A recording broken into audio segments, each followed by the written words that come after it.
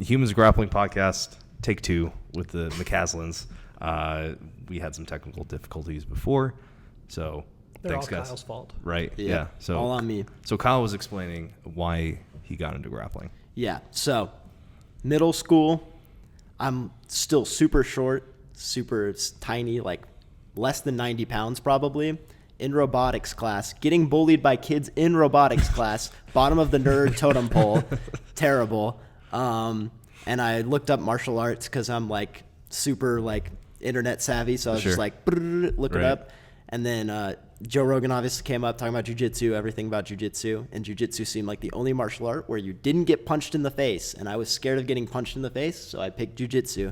Awesome. And I fell in love with it like pretty much instantly. Oh no, the best part is when we go to do the trial class, the coach at the time, Andrew Ram, goes, "So why do you want to do jiu-jitsu?" And before that, Kyle had told me, he says, "I think I'm going to do jiu-jitsu because it seems like everything at school ends up with just 2 dudes rolling around on the ground. So I should be good at rolling around on the ground." Very pertinent. Right. Then we go to the gym, and Andrew asks him, "Why do you want to do jiu-jitsu?" And he just looks up at Andrew and goes, "Because I think getting punched in the face sucks." and that's and to his credit, Andrew Ram, who's been a fighter, goes, right. "It does. It does. Yeah. Not fun. That's correct. Yeah. Accurate." Right. That's awesome. So how'd you get into it, Doug? So he starts in April. 6 weeks after he starts, he comes to me, and he's doing every kids class they have and going to open mat. Yeah. And he goes, "I want more." And I'm like, "I don't have a clue, dude. Right. Like, I don't have any idea what's going on here. Go talk to your coach." Right. And they decided to let him try the adults class. Oh, wow. And they were like, "We'll see how it goes, and if you can be respectful and not, Right. basically act like a 13-year-old. Sure. And But everyone else in there acts like a 13-year-old yeah, anyway. welcome to the planet. True. And then, so after that class, they said, yeah, he can go to whatever class he wants. And so from that point on, for the next 9 months, basically, he's training kids class, beginners class, advanced class. Oh, wow. Yeah. Every day. Wow. It's like, what, 4 hours? Yeah. After school, come Yeah. home, do like homework. Probably not. Let's be real. I was Yeah, playing right. video games probably. Right. And then I would go to class for like 3 hours and then go home, go to sleep, and then wake up and do it again. Awesome. And so he starts in April, so by December, I'm like, okay, I have no idea what he's talking about. Right. And we're basically committing our weekends to this thing. Yeah. I should probably figure this out. And then there's a couple other dads watching kids class at the time, and 3 of us got together and we're like, let's do this. Yeah. So we signed up. Awesome. Katie started before you. Yep. Yeah, his sister also jumped in. Gotcha. So then, yeah, you had 2 kids in, and you Right. just It was like, why not? right. Let me go try it. And, his other sister tried it too, but she was immediately like, nope, Right. not for me. And it's- Sweaty and yeah, gross. It's not for everybody. Yeah. Yeah, that's cool. What? So how long? I guess was that now? How long ago was that? 16? 16. Yeah, 16. 2016? 2016. So I can't do 6 the math. years. 6 6 years. years. Okay. Yeah. Dang. Wow. All right. All right. Yeah, you'd think I'd be better at it. Right. Right. No. Everyone goes at different paces. Like it's not a race. You have a pace? You have a pace. I'm just stumbling along. You guys are getting better. Like Right. the meme. Like. Well, that's one of the problems I have is like when I started in the 6 a.m. class, which was just being developed. Right. And so I was training with like the same 4 people Right. for yeah. 2 years. Mm-hmm. And I was like, man, we're still just like, I'm not dominating anybody, and no one's like running the class now. No one's like at the leader of the pack at this Sure. point. We're Yeah. all just like flailing against each other, Right. And it just felt like that forever. Uh-huh. Like Doel, the coach, could murder me whenever he wanted, and everybody else in the room, it was like we were all rolling dice to see who's going to win. Right. And it took like someone brand new signing up, Yeah. or someone from out of town showing up for any of us to have any idea we were getting better. Because Sure. we're just comparing ourselves to each other and Yeah. just like staying on the same page. Yeah. It's a weird it's an insular kind of thing because you don't have a good perspective. Like you can compare yourself to other people in the room, but if you don't compete or whatever, train with other outside people, you don't have that kind of like, okay, how objectively good am I? Right. It's just subjectively, it's just relative to other people. Right. And I eventually he came to the idea of how objectively good I am, I'm going to find out. And I came to the conclusion of how objectively good I am, who cares? Right. Yeah. I'm having fun, and that's what I'm here for. Yeah. Good enough. Exactly. It's good. Yeah. No. So, Kyle, you've been a competitor since the beginning?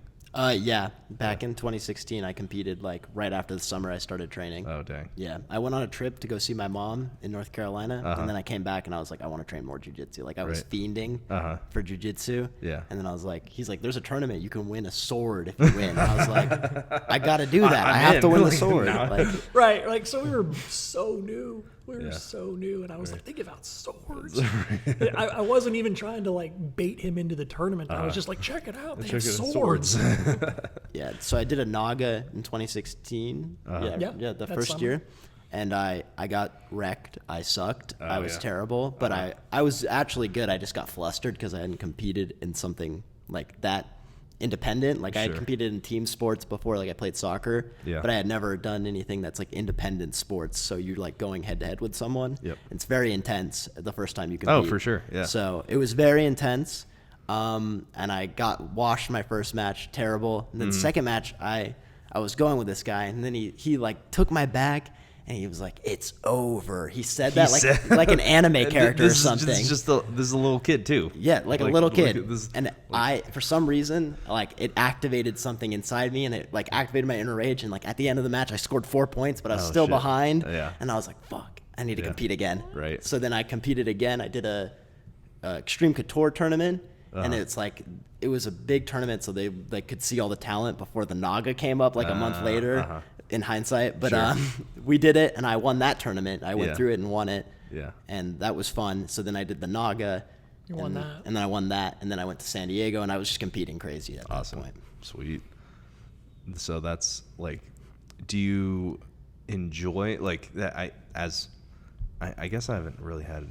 Well, I've had a MMA guy on, but like as a competitor, like in the moments leading up to competition or the weeks leading up to competition, how do you feel? Like do you get anxious or nervous, or do you just ice cold or whatever? So for the first week, it's like it's not a big deal. Yeah. But then like the day right before, just all the nerves hit me at once, and I get super anxious. Yeah. And then right up until I get on the mat, slap hands. Yeah. I'm nervous, and then once I slap hands, I'm fine. Like I'm completely cool after that. But it takes till I'm right there. Yeah. Till you're in it, and it's like, okay, we're doing this. Yeah. Like I'm doing it. I'm in it now. I can't back out now. I have to do it now. Exactly. Like I shook his hand. I'm not walking away. Yep. Yeah. No, there's the uncertainty, like there's the unknown aspect of like you don't know who your opponent is. Yeah. Like you don't know who these names on this random like bracket are. Like, I mean, of course they're like some like local guys or whatever. Yeah. Like, it's not, or if you're traveling, that's like extra like stress. It was like, oh shit, it was especially scary in San Diego at the time because there was a lot of there's 10th Planet San Diego, 10th Planet Oceanside, and I had to go against a bunch of people. I went against like Gio's cousin at some point. It was very intense. I think it was his nephew. Nephew, yeah. It was something weird, and I was like, right. We had no idea of jiu-jitsu celebrity at the time. Yeah. Oh, okay. And so to us, they're like, I mean, they're actual celebrities. Sure. Right. Yeah. Right. To jiu-jitsu people to jiu-jitsu people, they're like, whoa, like, and I'm like, okay, here comes Kyle, and I'm like, who's he up against? And like, that Gio guy Martinez is sitting in his corner, chair, and I'm like, what? Was You know, but at the same time, that's like one of my favorite things about jiu-jitsu. Yeah. Is that, you know, in every gym across the country, like, for example, if I want to, at any moment, I can go to a class and train with the best 10th Planet guy in Las Vegas. Yep. Arguably, probably one of the top 5 10th Planet guys, period. Sure.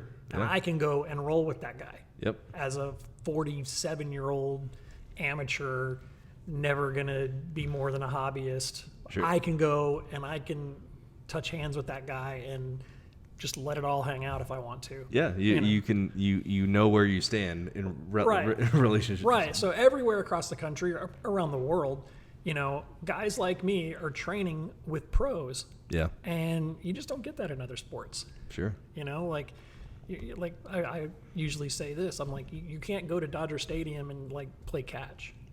Right. Yeah. You know, Yeah. like, or even more, you can't go and give those guys a couple $100 for some batting tips.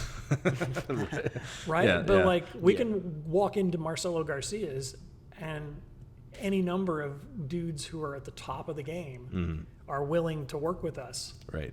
I mean, and yeah, we pay them, but Yeah. that's an But- that's even paying them is an access level you don't have Exactly. at other sports. Oh, yeah, for sure. You, I mean, outside of, I don't know, Nike has to pay LeBron James at least $100 million to get them to talk or whatever, or whoever. Like, has to like pay these like top athletes like real money to get their endorsement on anything. So for us in our niche sport, hopefully going more mainstream. If Mark Zuckerberg is like the Is newest, to be believed. the newest poster child for And jiu-jitsu. Tom Hardy doing jujitsu? Tom Hardy, yeah, exactly. Crazy. Right? Yeah, there's memes about him. So, if I don't know, as it gets more mainstream, as more people come into it, there will probably be more gatekeeping. Yeah, involved. we'll lose that access eventually. We'll lose that access, and so take advantage while you can. Yeah, exactly. Yeah, go on a jiu-jitsu road trip and And if there's a pay the drop in, and go to AOJ, pay the drop in, and get wrecked by Kolabate. exactly. Go for it. You can do it. Yeah, it's entirely like. Yeah. He's going to be there. He's going to be there. Right. These guys are training all the time. Yeah. Right. So Just go do it. just go to a regular ass class. So that's cool. What?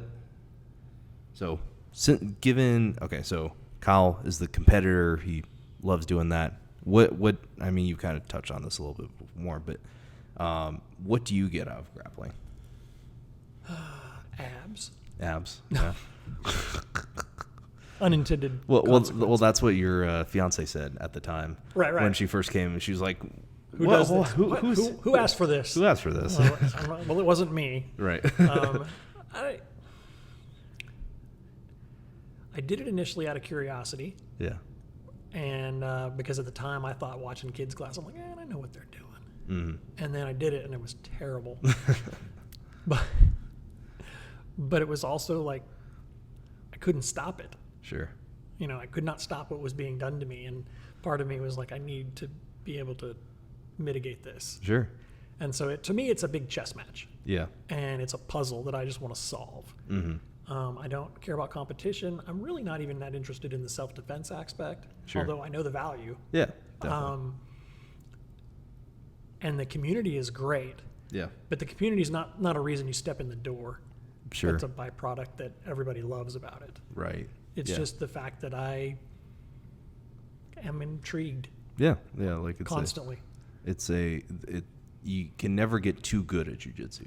There's no like completion. Right. I mean, there's moves that I thought I knew that some other coach will show up, Uh-huh. or someone will take over class for the day because someone's out of town, Yeah. or whatever, or maybe it's just the 6th time my coach Casey has taught the move, Yeah. and it just at that moment I'm like, oh, I don't do that part. Right. You And- finally you Yeah. unlock some kind of You get detail. even with a move that you could be the move you learn day one. It's a move that comes up every other month. Yeah. But at some point, even after 15, 16 classes of the same move over the years of time, you're going to have a eureka moment with that move. Right. Yeah. You unlock something out like.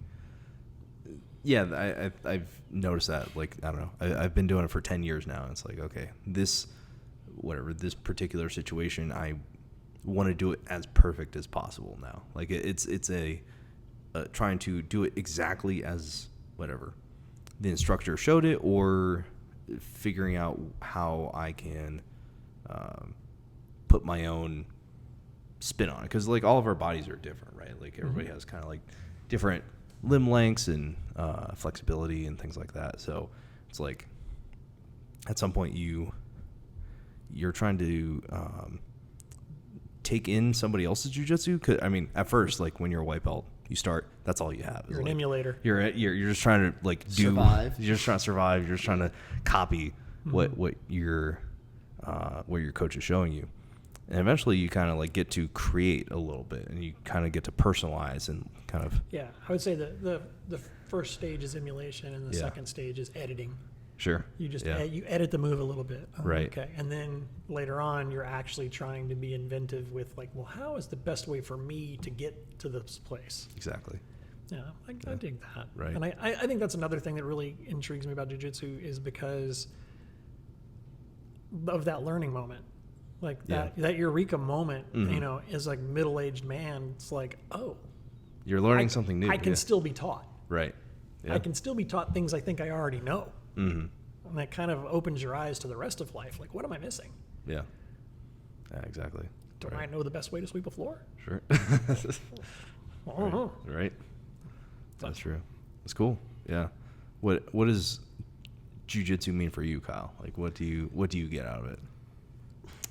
A lot for sure. Yeah. It's the one thing I have found. Like I've done wrestling, I've done other forms of exercise and stuff like that, and it's the one that clicks. Like it's just the one that works. Sure. Jiu-jitsu is the one that like goes with my brain. I feel like naturally something picks up with jiu-jitsu. Yeah. I did wrestling for like 2 years, and it was just not it. It was not for me. I could tell like it was fun for sure. It was good and I enjoyed it. Yeah. But the people that were teaching me, it didn't work out. Sure. And it was just not as fun as I had with jiu-jitsu. Yeah. And I feel like when you're put in a situation where you're competing in a sport you don't like, it makes it so clear that the one you do like is like that's the one you got to stick to. That's your lane. Yeah. The comparison is like you just have it right there in front of you. Yeah, like, and wrestling it's great. It's super fun. Like I enjoy wrestling, but it's just jiu-jitsu is 20 times better. Like wrestling in jiu-jitsu is better. Like everything about it is just you're down to wrestle in jiu-jitsu. Yeah, but it's just and it's like it's more of a point-based thing in wrestling. Sure. I like being able to finish. Like just being able to finish is part of the reason that makes jiu-jitsu so great. Yeah. Is you can definitively win. And I feel like in wrestling, when you win off points, it's just not as satisfying. Right. Or when you pin somebody. Yeah, like it's pinning is a referee decision. It's like they get down there and they stick their hand in or whatever judging criteria they have. Is like ultimately it's in the ref's hands and that can be disputed. Like in jiu-jitsu is like the guy has to give up. Like that's 100%. That's so it's a much more final way of winning. Me and Derek have this conversation all the time because Derek he hates all refs. He thinks refs shouldn't exist.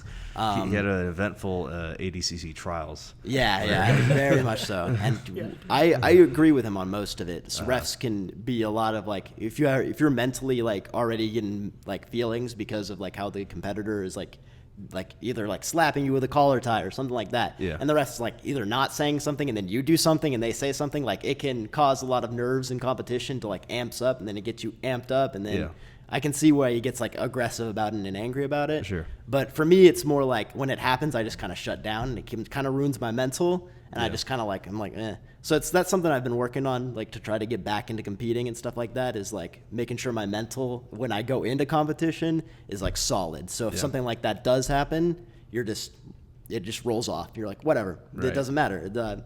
I still want to win. Like I can win definitively in jiu-jitsu though. That's also the thing. You're still in it. Yeah. Yeah. And sometimes, which is totally a thing that happens in wrestling, you might have someone pinned and that ref is just sitting there like right next to their back, like just not doing anything, just waiting, just like has his hand like, oh, is it?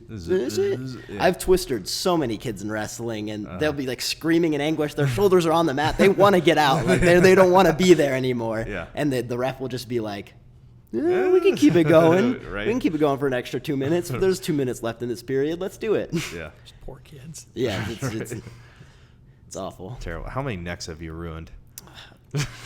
That freshman year I was in JV, so a lot of the kids were not good. Like they just didn't because I've been grappling for like 2 or 3 years at this point. Sure. So I had the jiu-jitsu. So if I stuck a hook in, they wouldn't be able to get me off of them. Sure. So I would just twister them for like a whole season, of kids just getting twisted. And eventually they figured out like, oh, we can't like go against this kid. We got to just like if we go against him, let him run the half and pin you that way. And so I started doing that to them. You got a reputation of Twister. kids. In between middle school and high school, he was training with the wrestling team, and they sent him to this like tournament. It was his first wrestling tournament experience ever. And halfway through the day, I'm at work, and I get a message from one of the guys, and he's like, "Hey, Kyle just armbarred a kid." I armbarred a kid. That's the funniest thing I've done in a wrestling match. He some way not wrestling armbar.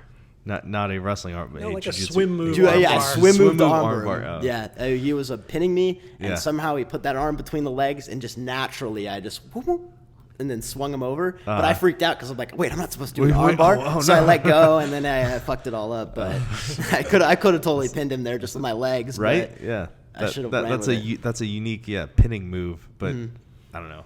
I don't know if they would call that potentially dangerous or something like that. They probably would, but they didn't at the time, which I should have just ran with it. Yeah, at that you got to wait till they actually call it. Talk about bad refs again. Exactly. Just let me Right. break their arms off. Right. Yeah, because they are flat on the ground. Like, yeah. As long as you don't extend the arm, like if you just hold it. Oh well, it was money. The swim move I did was so good. I had that arm. And that poor kid probably had no idea what was going on. Well, Right. Andrew Ram, the coach at the time, was just like for like a 3-month period was like, okay, all the kids class we're only doing arm bars. So just in that period, my arm bars became insane at that point. And then they were like, oh yeah, go wrestle at this tournament, and I'm like, okay. And then I just naturally did it. And it was, You got on the jiu-jitsu track, and then it was like, oh no, yeah, that's cool. it should have been clear that I wanted to do jiu-jitsu, not wrestling at that point. Right. That may have been a flag. Yeah, an early sign of Right. Yeah. The prophets are speaking. Right. So, how do you guys since clearly we're not professional grapplers here? How do we support the habit of jiu-jitsu? So, Doug, I know you have a day job. Unfortunately, you can't train all day. Terrible. Yeah. I can't train all day anyway. Well, take that back. I can train all day for one day. Right. And then I need a week off. Yeah. I try to just, some people say you should spend your money where you can see it. Mm-hmm. And I try to spend my money on the mat. Sure. So if I need an appliance repair guy, I ask myself who at the gym does that. Mm-hmm. And if I need help with anything, I ask myself, who do I know from the gym? Right. Who knows how to do the thing? And I try and support them that way. And, Right. I don't know why there's this huge crossover between entrepreneurship and jiu-jitsu. Sure. Right. So many people are like self-starting businesses out of. At least in this gym, I feel like. It might just be our 100%. culture. Yeah, right, It might just be our culture. Yeah. But so I'm always kind of wondering who's starting what, and am I do I want to help with that? Right. And one thing I tell myself is don't ask for discounts. This is not about that. Sure. This is not about me getting a deal because I know a guy. Yep. This is about me supporting a guy I know. Exactly. Yeah. And it's a whole different animal. So that's kind of how I do that. I also I love to train when I travel. Sure. Yeah.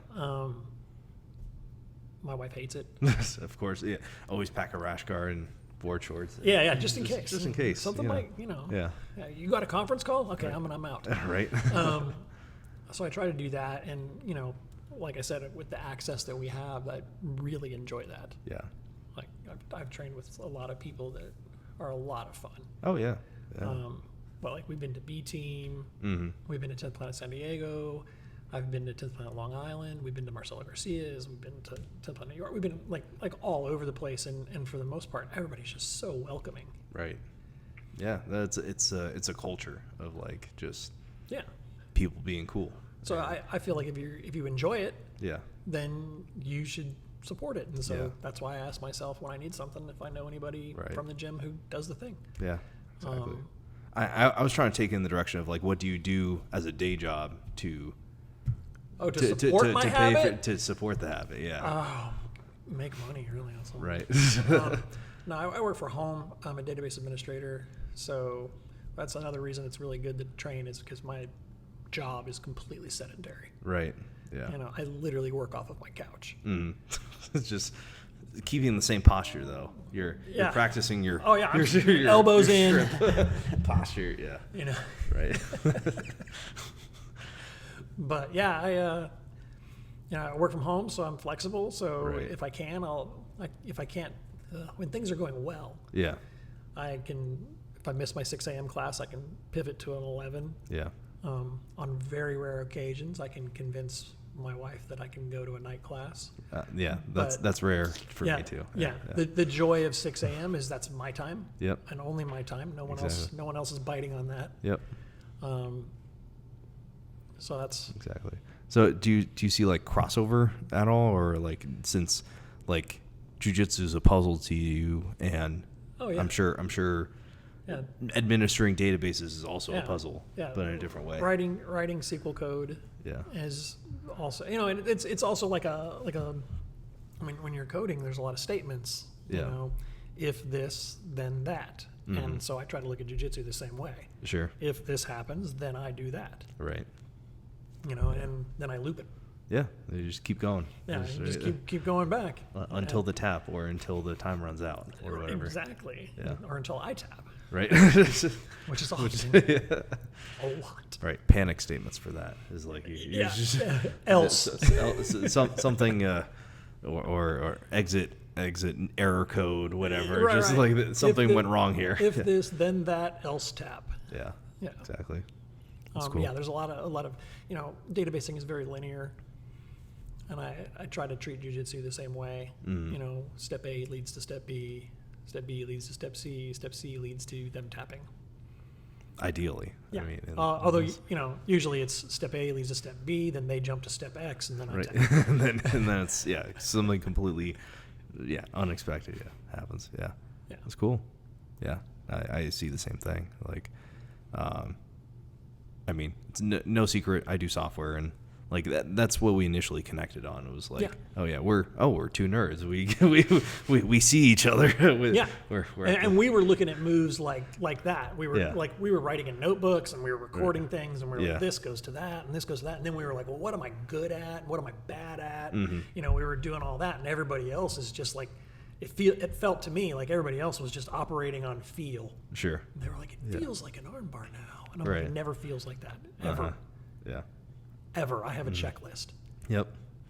Yeah, it's very, we enjoy nerding out over things. So we're like, taking notes and like studying it, like taking it seriously, like a class, or like a school class, rather than a like a workout class where it's somebody just comes in, breaks a sweat, and just doesn't think about it at all. But No. like we're texting each other all day, like about different things, and it's like, oh, what this video to this technique and that, that's how I'm definitely the guy in the parking lot after class, starting up his car, and then sitting there like, 3 arm bars? Right. Really? Yeah.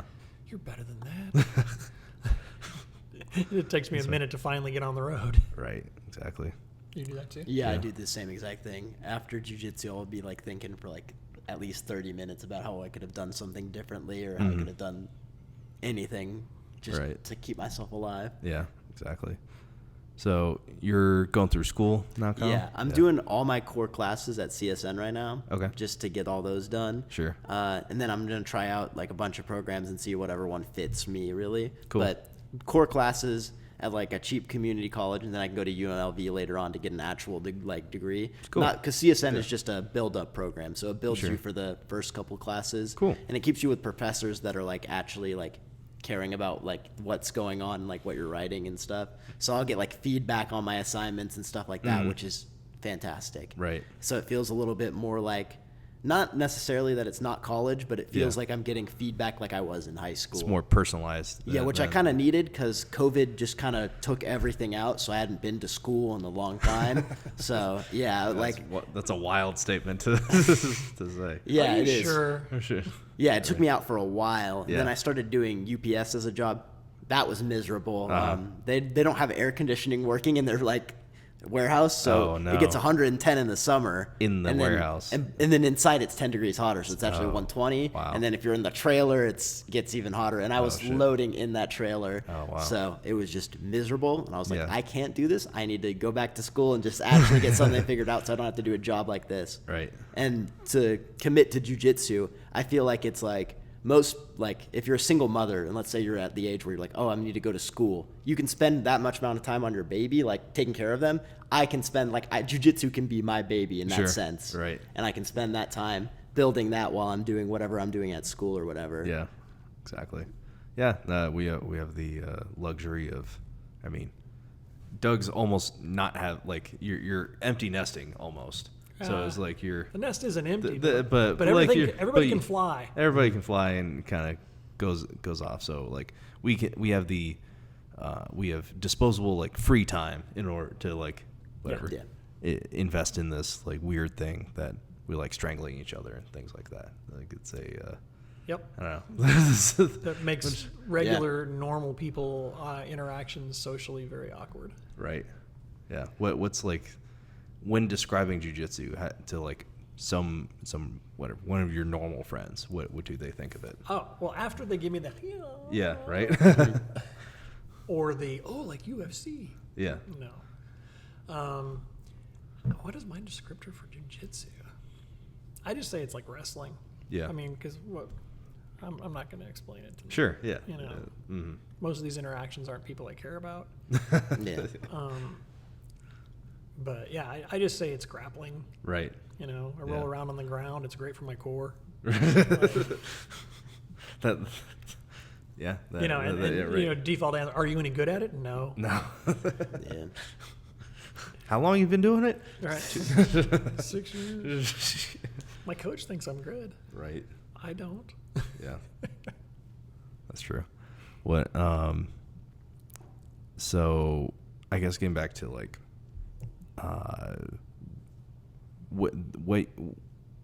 how did you get into database development? Sorry.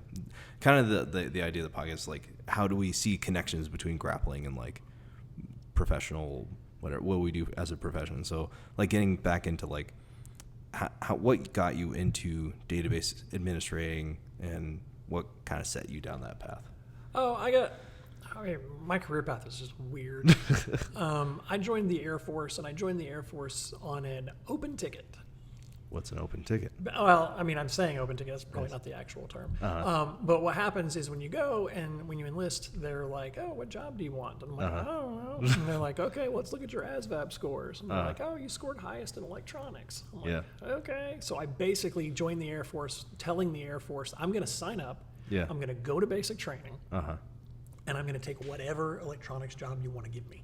I see. And they gave me a choice, and I, being 20 years old, I was like, oh, I want to work on F-16s and F-15s. I want to do this and that and the Yeah. other thing. Uh-huh. And I wanted to be an air traffic controller, but they told me my eyes were too bad. Oh no. Yeah. And then I saw this one. It was like this telecommunications thing, and I'm like, oh yeah, I guess I could do that. And of course, that's the one they put me in. Mm-hmm.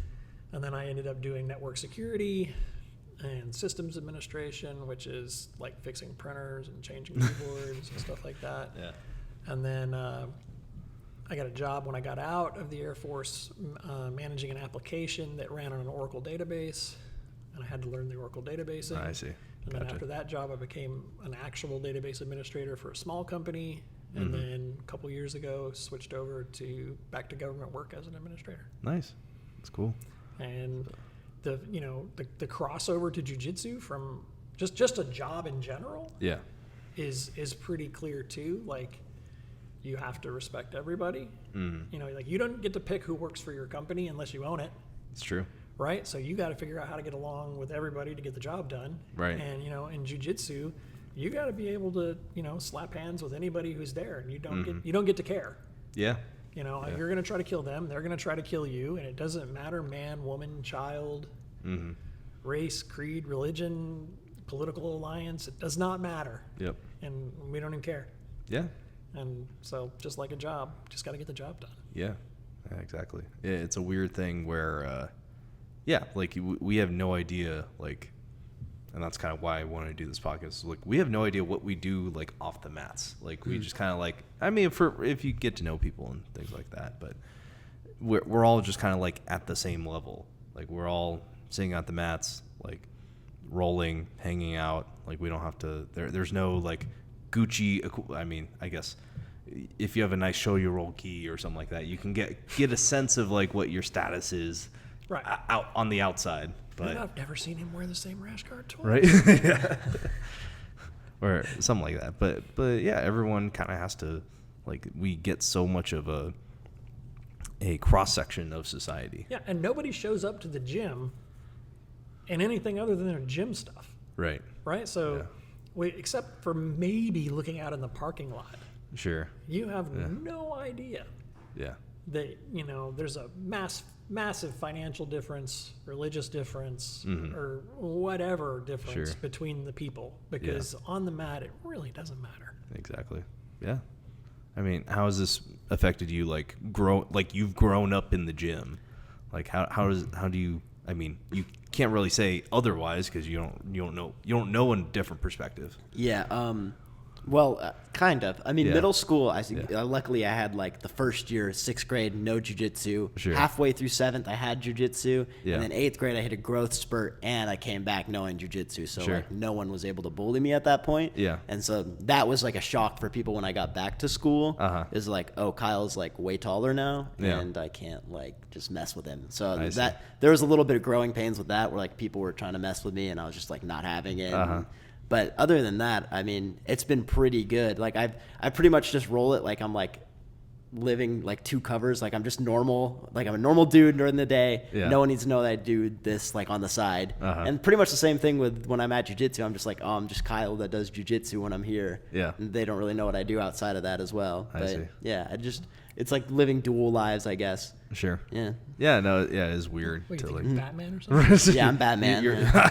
You're announcing on this podcast. I am Batman. Well, it was funny in middle doing school. Doing a crappy job. Because, like at middle school, I was a little bit egotistical, so I was like, like I'd make fun of the kids when they had fights because everyone in middle school was getting into fights for some reason. So I'd make fun of them for like getting into fights. I was like, you guys suck at fighting. Yeah, you guys are terrible. Have no idea. Yeah, like you guys are awful at fighting. This is so funny, and I would always go and watch the fights. So then somehow I became like the kid that recorded fights at like the school. World star. Yeah, in the back. That was so. I did not know any of this. Doug did not need to. Yeah, to know this. Yeah, I watched a lot of fights in middle school. Oh, okay. I did it in high school too, but I tried to be less involved. Like I didn't want to be the person wrapped around with it. Right. You and Derek are right at the front of the crowd every time. Okay, a couple times. Derek claims that he doesn't like watching the fights. But come on. Well, it's entertaining watching people who don't know how to fight. Yeah. Until it gets like dangerous, of course. Sure. Like if like someone's head's about to hit concrete, I feel bad. But like when they don't know how to fight and they're just like clinched up, and we're like, oh, if they know how to get an underhook here, they could do something. And then that's probably an understated consequence of not knowing how to handle yourself. Is that if you do get into something, you have to escalate it. Yeah. If you can't resolve the situation, I mean, our goal is to resolve the situation harmlessly. Sure. Like nobody got punched, nobody got hurt. Maybe someone took a nap. Yeah. But then we all walked away. Yep. But if you aren't trained at all, it might be an unintended consequence of that in order to resolve the situation, you have to escalate the situation. It's a one-way street. Yeah. Like if you don't know how to turn this around or how to Right, we have off ramps. Yeah, right. They don't. Exactly. Yeah, that's true. Sometimes it will happen though, where like I'm wearing like a Naga shirt, and some kid will come up to me and be like, "Hey, you do jiu-jitsu?" And I'm like, "Whoa, let's secret go!" society, yes. like slap bump, just like no." Yep. And I'm you have the secret handshake. Yep, exactly. And then instantly, me and that person are like a little bit cooler than like if we only were a little bit. Yeah, a little bit. But okay. When my wife and I went to South Carolina, we were on a boat to go out to a national park for the Civil War, like to see some monuments and stuff. It was going to be a really cool history day, and I happened to be wearing a Nawaza t-shirt. Yeah. And some guy, we're on the boat, we're looking around, like, this is a great day. And this guy just walks up and goes, "Dude, where do you train?" It's like, and I was like, dude, where do you train? I train in Las Vegas. He's like, "Oh, I train right here. I'm from South Carolina. I was like, really? That's awesome. And we're both blue belts, so we're both terrible. And we both admitted that. We're like, I'm brand new to this. I'm only a blue belt. Yeah, me too. Oh, my God. And then, you know, my wife, fiance at the time was like, oh, God. Yeah, just like, no. Right. 'Cause, you know, I ended up basically talking to this guy for the whole boat. During the Civil War boat ride. Right. His wife and my fiance are both just like, again? Right. Yeah. That's actually an idea I've floated with Lark is like, I'll do a like spouse like podcast of like how jiu-jitsu has affected her. Of like, like just she doesn't do it herself, but like the biggest effect at our house has been the dinner table. Oh yeah.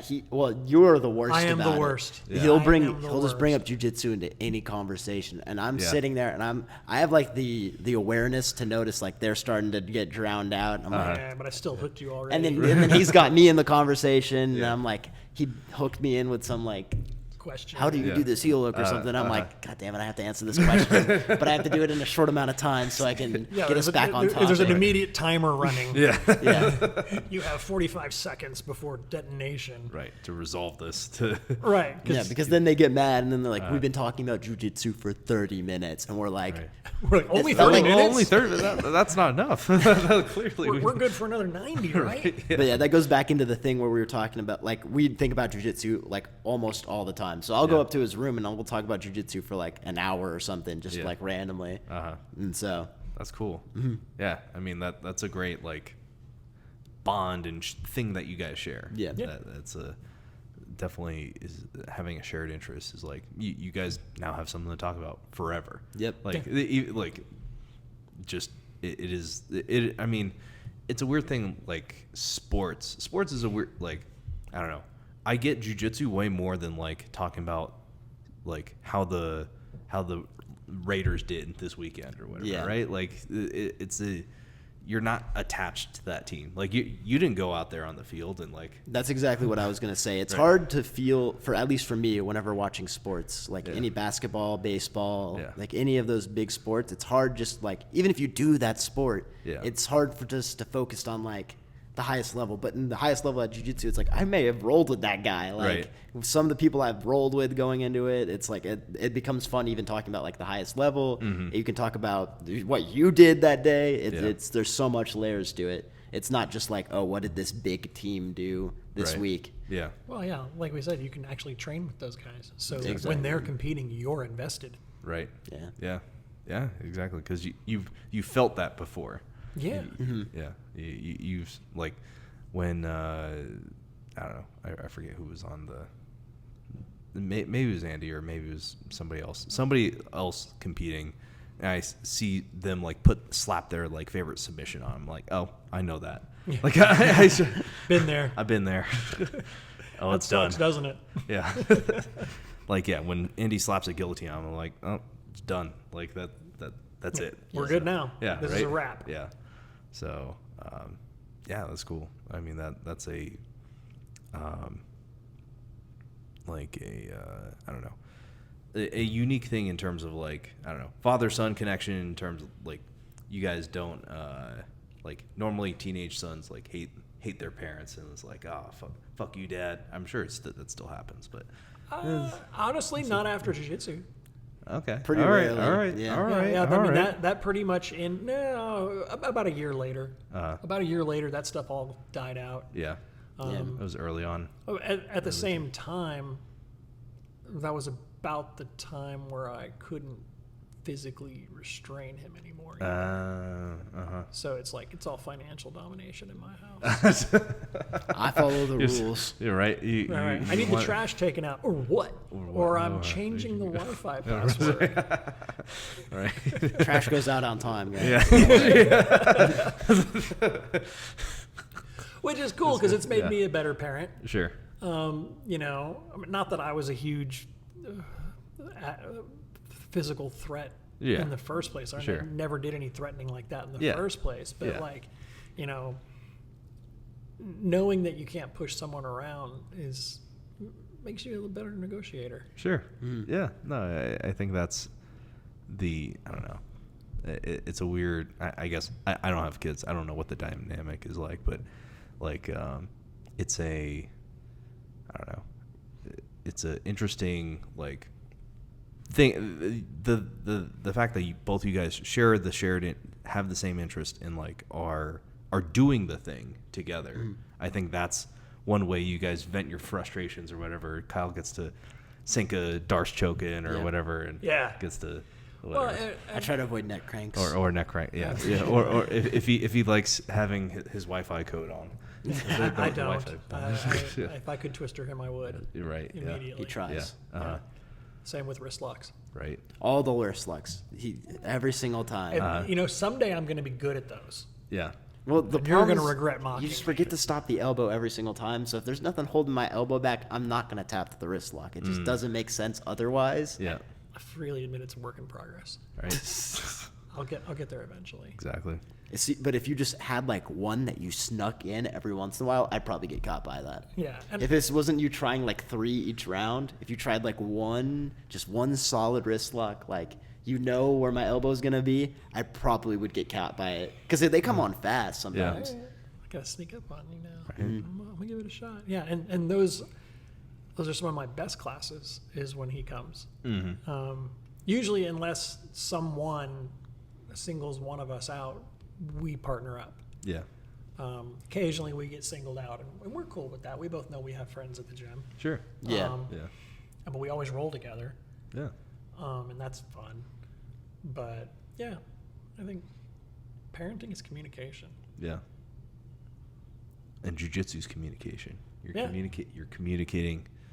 I mean, you have to communicate verbally, like tap or whatever. 70% of communication is body language. Sure. Even just like in drilling, I drill differently with like 8 different partners. Like if I'm going with Derek or Spencer or like anybody like that, it's like the drills are like, okay, how many can we get out in like the best technique as fast as possible, so we're getting as much reps in, making sure this is mentally downloaded as fast as possible. It's like it's business when we're doing it with them. Sure. Yeah. But when I'm going with him, it's like slow, break the technique down, and see every single way I could move this arm or like this like one singular step to change this move and see how that might add to the equation. Right. And that's how I will do with him, which both work perfectly fine for like drilling. Yeah. Because I'm learning a lot in both situations. I'm either drilling it into my head with those guys, or I'm like slowly testing things out and just like experimenting.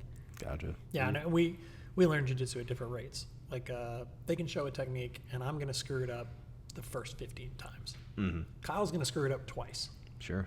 Maybe. Yeah. Right. And then he's running with it.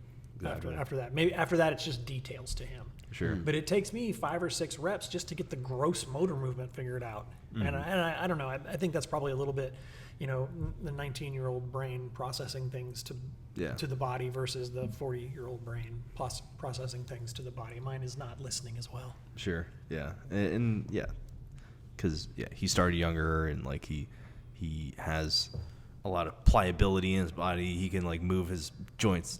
It's very hard to pull a joint lock on you. Like you're very flexible and you can you're very in tune athletically and versus like you swam before, right? Yeah, I was a swimmer. So my lungs are great. Yeah, right. And the rest of me is not. Yeah. And I've also worked at a desk on a mouse and a keyboard for, how long is it? 20 years now, 25 years now. Right. Yeah. And so, I got a bad shoulder and I got a bad neck and I'm not that physically gifted. Sure. I'm pretty flexible for 47, but flexible for 47 is like inflexible for 19. Yeah, that's true. Can you still survive the electric chair? Yeah. So that's pretty good. flexible, Yeah, that's pretty good. Yeah, that's pretty good. Because sometimes I feel like I can't survive that. Like I know I can. Like it won't hurt me like later. Yeah. But at the time I'm like, this is getting pretty deep. I don't know. Right. I don't know where we're going with this. Right. But Cool. I noticed ankle locks come on way faster for me than for you. Oh yeah, 100%. For me, as soon as my foot is bent forward, I'm like, this is terrible. Right. And he's like, it hasn't touched my calf yet. Well, pops also have a completely different meaning to me. Like people will move my shoulder up and it will pop, and they're like, "Oh, are you okay?" And I'm like, "That my shoulder just does that. Like that's just what happens. Like Sure. it's fine. It doesn't hurt, and then it won't hurt for like ever. Like, it just won't hurt. But when something pops for you, it means like, oh no. Oh, that's a red flag. Yeah. Right, yeah. I have done something wrong. Yeah. Yeah, things pop for me, it's just like, oh, well. It's just cracking your knuckles. Exactly. It's almost like the same exact thing where it's just like, oh, it popped. Moving on. Yep, we just move on. Yeah, literally. And it's weird now hearing like that whenever you get a pop, you're like, oh no, Yeah. this is going to hurt tomorrow. Yeah. Yeah. Or for like the next week. I think not being a competitor and not being young, it's just like, if I'm out of wiggle room, I'm done. Yeah. Yeah. Why risk it or Yeah. whatever, right? Like I don't need you to hip into the arm bar. Yep. I can't turn my wrist. I can't get your leg off my face. I can't stack you because Yep. you're pushing me down or whatever. We're done here. I'm done. Yeah. Moving on. Let's keep rolling. Yeah. Yeah, exactly. That's all I want to do anyways. Train in such a way that you can like always roll one more round or roll the next day or Yeah, whatever. that's my goal. My goal in Yeah. every class is to show up the next time I want to show up. Exactly. Yeah. You know, I'm not trying to win practice. Yeah. Are you? Exactly. No, I really don't care for taps. In fact, I enjoy jiu-jitsu when I'm on the losing side way more than I am on the winning side. Because at least there's something to do there. Like Loser. What a loser. Yeah, no, I really do. There's something wrong with my brain where I like when I'm losing, Yeah. and then like I can just be like, all right, what did I do wrong? Yeah, what and I can happened spend there? hours just dissecting what I did wrong in my head and Yeah. thinking about it, and then the next time I show up, I can try something and still get my ass kicked and be like, well, we tried. I guess I got to try something else now. You're here for the challenge. Oh yeah, Right. 100%. That's the complete appeal of it to me is that there's a struggle there.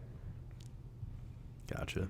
What I guess we never really came around to like how do you see jiu-jitsu in your life in terms of like I guess schoolwork or professional or whatever like or have you not had a lot of experience to I don't see have a lot of seeing it crossover? experience, but it is extremely easy whenever someone's like, write an essay about something personal to you. Oh. You get 100% if you write about jiu-jitsu because they tell you're passionate about it. So they're Sure. like, oh, you cared about this essay, so I Yeah. can tell you care about it, so here's the A. Right. So I do that all the time. Uh-huh. If they wanted me to talk about something, it's also a good way for people just to be like, oh, that guy does like something like that's outside of this. Like, Sure. yeah, it gives You're- something else to it. You're about something.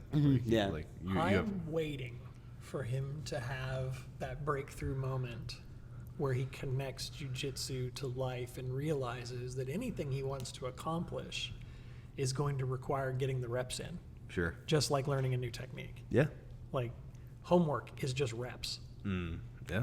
and that's how you get good at school Right. or whatever subject. Math And- problems. Do the set of 10 math problems. Right. Yeah. That's just reps. Yeah. That's all it is. If Yeah. you can equate it to doing reps in the gym and learning a new technique, then you can learn anything. Yeah. Annoying ass reps though. It doesn't come as easy. No, as for sure. Jiu-jitsu. No. Yeah.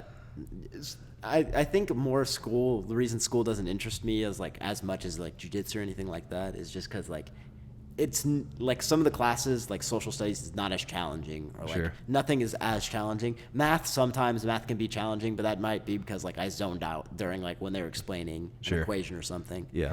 But then that's just getting the reps in, like you said. Like you just got to practice it at that point. Yep. So when it's not super challenging or it doesn't grab my interest to allow me to be like, oh, I'm willing to try, it's really hard to focus on doing something like that. Mm-hmm.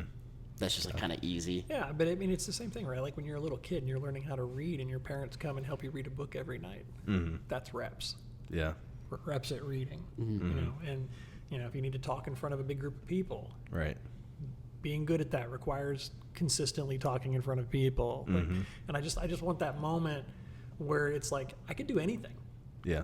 as long as I'm willing to do the reps. Come on, Kyle. Have that moment. Yeah, I got to get there. I'm not there yet for What- sure. Well, like, what would you? I mean, of course, this is what every adult in your life is asking. Is like, what do you want to do when you, for the rest of your life or whatever? Like, what is the direction? The only thing where I felt like I really have a connection to is jiu-jitsu, so I'm gonna keep just going Sure. with that. Just Yeah. keep that in my back pocket for sure. Yeah. Just because like there's no reason not to. Just Sure. keep training, keep Yeah. doing something. So if like let's say like in 5 years I want to do an ADCC or something, and I go do it and I do like successful or something, like that would be ideal. Sure. But like it doesn't need to be that. Like I can go to school while I'm doing this plan. Like I don't need to fully invest in on just training because Yeah. I know a lot of guys who are like my age Yeah. and don't have the ability to go to school. Yeah. Like that, then having to devote their lives to that, like because I mean, I grew up with fighters like Sure. that have not had any other choice except to fight, and you don't want to be put in that position. So I want to make sure I always have another position to go back on, or like especially like I break my shoulder isn't able to go as far as it used to, like, or something like that. Just freak accidents. You got to be prepared for those. So Sure. that's why I'm just pursuing school as well.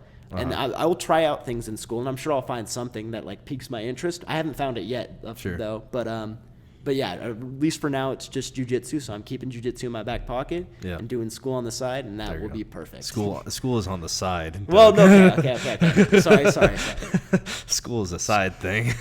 School is the main hustle School right is now. School is the main hustle. I'll get that clear. Just in case My you're grades are listening, fine. Mom and My grades are Dad, fine. He's not wasting grandparents' time. I have straight A's right now. I am fine on my grades. Okay, I promise I do school as my main hustle. I'm on top of my things. I promise. Okay. All right. Good. Everything I would have said would be invalid if I wasn't on top of my things. I see. Yeah. Yeah. No. Yes, And- my whole philosophy would be completely ruined if I wasn't trying at school. Sure. Yeah, and I guess to brag on him a little bit, I did not make this happen. This is just him running with it. So Yeah. he's running with the school. He got signed up. He figured out what he wanted to take for classes. He is doing the homework. I haven't said a word about it. It's good. Check in, but I don't have to like push. Right. He's just doing the thing right now, Sure. Yeah. That's good. and it doesn't matter how long it takes.